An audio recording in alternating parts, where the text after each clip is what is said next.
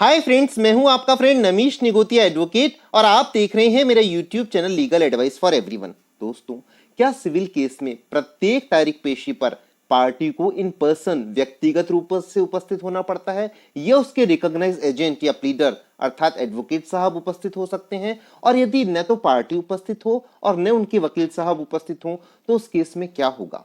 तो मित्रों, जी हाँ, प्रत्येक तारीख पेशी पर या तो पार्टी इन पर्सन व्यक्तिगत रूप से उपस्थित हो या उनके recognise agent power of attorney holder उपस्थित हो या उनके अधिवक्ता साहब उपस्थित हो।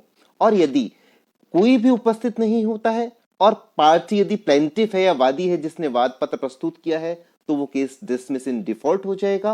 और यदि पार्टी प्रतिवादी या डिफेंडेंट है जिन पर की केस हुआ है तो कोर्ट एक्स पार्टी प्रोसीडिंग कर सकती है, यानी उसके खिलाफ एक तरफा कार्यवाही कर सकती है। इससे पहले मैं निवेदन करूं कि यदि आपने मेरा चैनल सब्सक्राइब नहीं किया है तो आप मेरा चैनल सब्सक्राइब कर लीजिए और यदि आपको मेरी वीडियोस पसंद आए तो उनको लाइक और शेयर जरूर कीजिए। दोस्तों, इन प्रोविजंस की स्टडी के लिए आज हम सीपीसी के ऑर्डर 3 रूल 1 और 2 की स्टडी करेंगे।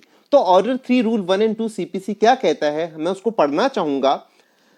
ऑर्डर 3 का सब सेक्शन 1 कहता है, any appearance etcetera may be in person by recognise agent और प्लीडर।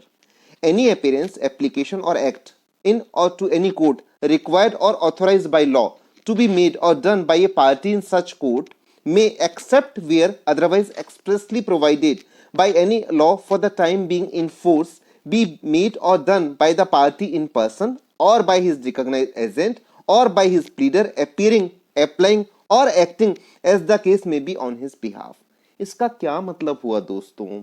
इसका ये मतलब हुआ कि कोर्ट में कोई भी अपीयरेंस हो, कोई एक्ट हो, कोई केस एप्लीकेशन प्रेजेंट करनी हो, उसका जवाब देना हो या कोर्ट में केस से संबंधित कोई भी कार्य करना हो तो वो किसके द्वारा किया जा सकता है? पार्टी इन पर्सन के द्वारा, मतलब व्यक्तिगत रूप से, या उनके रिकॉग्नाइज्ड एजेंट के द्वारा या उनके प्लीडर के द्वारा। प्लीडर मतलब वकील साहब, रिकॉग्नाइज्ड एजेंट मतलब पावर ऑफ अटॉर्नी होल्डर और पार्टी इन पर्सन मतलब पार्टी व्यक्तिगत रूप से खुद करे।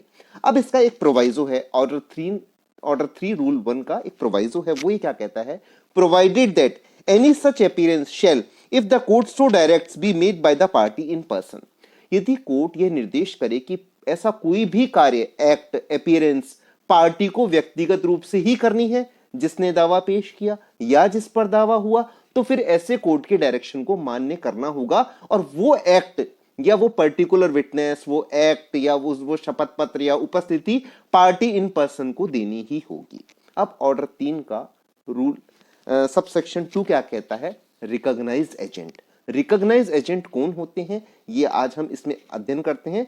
Order 3 rule 2 CPC, the recognised agent of parties by whom such appearance, application and act may be done are. कौन कौन से हैं वो देखते हैं। उसका है sub section 1, person holding power of attorney authorizing them to make and do such appearance, application and act on behalf of such parties। मान लीजिए कोई पार्टी बाहर रहती है या अपने किसी बीमारी की वजह से या किसी डिसेबिलिटी की वजह से या कोई और डिफिकल्टी की वजह से कोर्ट में पेशी दर पेशी अपीयरेंस नहीं दे सकती है, तो वो पावर ऑफ अटॉर्नी अपॉइंट कर सकती है और वो पावर ऑफ अटॉर्नी होल्डर ऐसी अपीयरेंस उस पार्टी के द्वारा दे सकते हैं। ये रिकॉग्नाइज एजेंट होते हैं। अब एक और है इसका sub section D, person carrying on trade or business for and in the name of parties not resident within the local limits of the jurisdiction of the court, within which limits the appearance, application or act is made or done in matters connected with such trade or business only, where no other agent is expressly authorized to make and do such appearance, application and acts।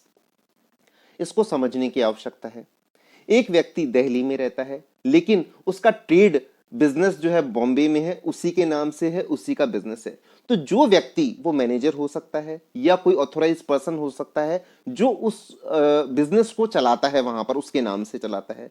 तो वो व्यक्ति जो बॉम्बे में दिल्ली वाले व्यक्ति के नाम से बिजनेस को चला रहा है वो भी रिकॉग्नाइज एजेंट उस व्यापार की हदों तक कहलाएगा जब तक कि उसने कोई स्पेशली इसके लिए कोई एजेंट को या अटॉर्नी होल्डर को अपॉइंट नहीं कर रखा हो। तो ये बड़ा महत्वपूर्ण है। अब इन सभी बातों को समझने के लिए हम कुछ जजमेंट्स की स्टडी करेंगे। इससे पहले हम कुछ जनरल बात डिस्कस करते हैं। सिविल केस में प्रत्येक तारीख पेशी पर व्यक्ति को व्यक्तिगत रूप से या उनके अधिवक्ता के द्वारा उपस्थिति देनी होती है। अन्यथा कोर्ट लिखती है अदम हाजिरी अदम पैरवी में दावा खारिज किया जाता है। This suit is here bye dismissed in default because neither the recognized agent is present nor the pleader present nor the party in person present। ये लिख करके दावे को या सूट को खारिज कर दिया जाता है। और यदि डिफेंडेंट है तो प्लेंटिफ का केस प्रोसीड कर दिया जाता है और डिफेंडेंट की सुनवाई को बंद कर दिया जाता है। इसको हम कहते हैं एक्स पार्टी प्रोसीड करना। इसलिए प्रत्येक तारीख पेशी पर अपने वकील साहब से संपर्क करके हर व्यक्ति को उपस्थित होना अनिवार्य है। या तो यदि व्यक्ति उपस्थित ना हो पाए तो वकील साहब उपस्थित हुए, वो भी ना हो पाए तो उनके यदि कोई पावर ऑफ अटॉर्नी होल्डर है या एजेंट है तो वो उपस्थित हुए। अब इसके बाद हम सबसे पहले Punjab and Haryana high court का एक बड़ा इंपॉर्टेंट जजमेंट को डिस्कस करेंगे। केस का नाम है सतनाम चानन वर्सेस दर्शन सिंह। ये डिसाइड हुआ 28 फरवरी 2006 को। इसमें होल्ड किया गया I am of the opinion that an attorney is competent to depose in respect of all matters except the matter which are required to be done personally by the principal. इसमें ये principal let down किया कि attorney को power है कि वो depots कर सके, मतलब कथन कर सके सारे कृत्यों का प्रिंसिपल का, लेकिन जो कृत्य प्रिंसिपल की ही नॉलेज में है और अटॉर्नी के नॉलेज में ही नहीं है उनका वो कथन अभिकथन कोर्ट में नहीं कर सकते हैं। अब इस बारे में सुप्रीम कोर्ट ने एक बड़ा इंपॉर्टेंट जजमेंट दिया। केस का नाम है Messrs Shankar finance versus state of Andhra Pradesh. 26 June 2008 को डिसाइड हुआ। इसका मैं एक बड़ा इंपॉर्टेंट पैरा पढ़ना चाहूंगा। In our view, the word act employed in Order 3 Rule 1 and 2 CPC confines only to in respect of acts done by them power of attorney holder in exercise of power granted by the instrument। इसका ये मतलब हुआ कि order 3 rule 1 and 2 में यदि power of attorney holder कोई act करता है तो वही एक्ट कर सकता है जिसके बारे में पावर ऑफ अटॉर्नी में उसको पावर्स दी गई है। यदि उसको पावर्स ही नहीं दी गई है अटॉर्नी में तो वो एक्ट करना जो है कानूनी रूप से नहीं वैलिड माना जाएगा।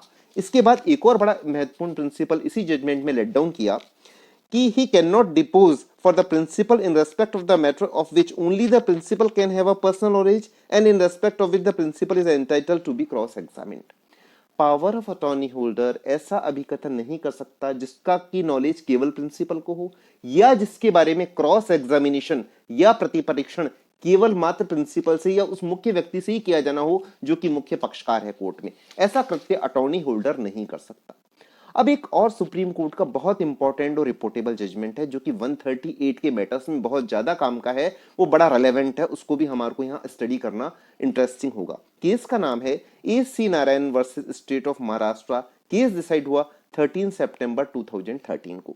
ये क्वेश्चन उठता था कि क्या negotiable instrument act power of attorney holder के द्वारा प्रेजेंट किया जा सकता है, केस नेगोशिएबल इंस्ट्रूमेंट एक्ट का केस या चेक डिसऑनर का केस। तो सुप्रीम कोर्ट ने आंसर दिया filing of complaint petition under section 138 of an act through power of attorney is perfectly legal and competent। Attorney holder 138 का check dishonour की complaint जो है पेश कर सकता है। दूसरा, the power of attorney holder can depose and verify on oath before the court in order to prove the contents of the complaint. Attorney holder अपने बयान भी दे सकता है कंप्लेंट को प्रूफ करने के लिए। However, the power of attorney holder must have witnessed the transaction as an agent, pay or holder in due course।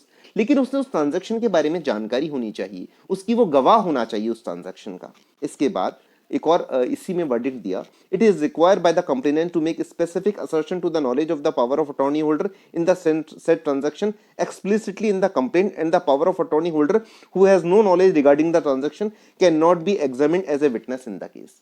Complaint में एक वर्जन होना चाहिए कि पावर ऑफ अटॉर्नी होल्डर उस समय मेरे अंडर में काम करते थे, इनको इस ट्रांजैक्शन की नॉलेज थी। यदि ट्रांजैक्शन की नॉलेज नहीं है तो ऐसे अटॉर्नी होल्डर का बयान महत्वपूर्ण नहीं होगा कानून की दृष्टि से। तो आज के इस वीडियो में हमने पढ़ा दोस्तों कि power of attorney holder, party in person और प्लीडर अपीयर हो सकते हैं और बयान भी पावर ऑफ अटॉर्नी होल्डर किस हद तक दे सकते हैं। आज का वीडियो इतना ही। धन्यवाद। Thank you friends.